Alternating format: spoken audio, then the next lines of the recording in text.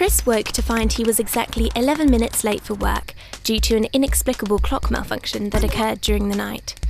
Little did he know that this offset in time would set him on a collision course with God. Apologising profusely, Chris began to move on when the man stopped him and pushed a pamphlet into his hands. Paying no attention, he thanked the man and disappeared into the city. Chris ate his breakfast when he found the television stopped on some kind of religious show with a man who seemed to be yelling emphatically to his audience. Like a flash of lightning, these profound words came through the TV speaker. "Do you know what you were created for?" Vexed, Chris turned off the television and went to work. Chris was getting reacquainted with an old friend, Laura, whom he hadn't seen for almost 12 years. The conversation was filled with constant comparisons of relationships loved and lost, and ridiculous moments of drunken courage.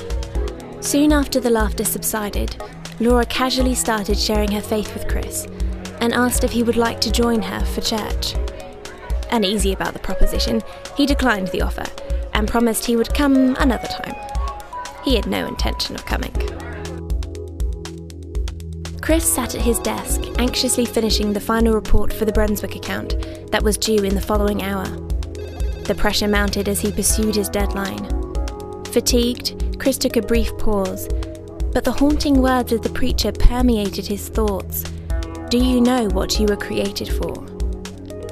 Chris took another deep breath and submerged back into his work. Chris searched his room looking for car keys. He came across an old coat which he had not worn since last autumn. Drawn by its mysterious reappearance, he investigated the pockets for the missing keys, but instead discovered a small pamphlet titled, "What You Were Created For." Intrigued, he sat on his bed and continued to read about how there is a God, and how this God had planned his life even before time began. Chris placed a call to his friend Laura, who was a little surprised to hear from him after such a long time.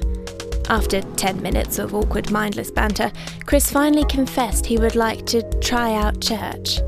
Elated and bewildered, Laura offers to pick him up on Sunday.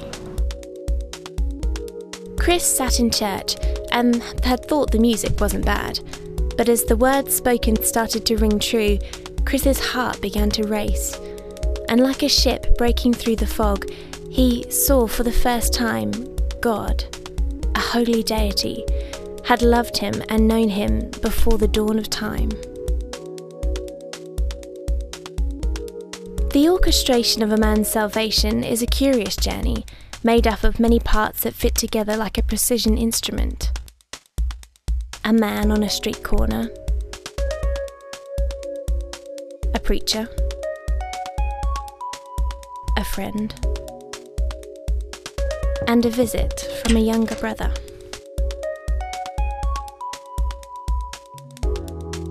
All this so that James, a man who had cried out to God asking if he was real, would know that God had heard him and had orchestrated this moment using the parts that we played.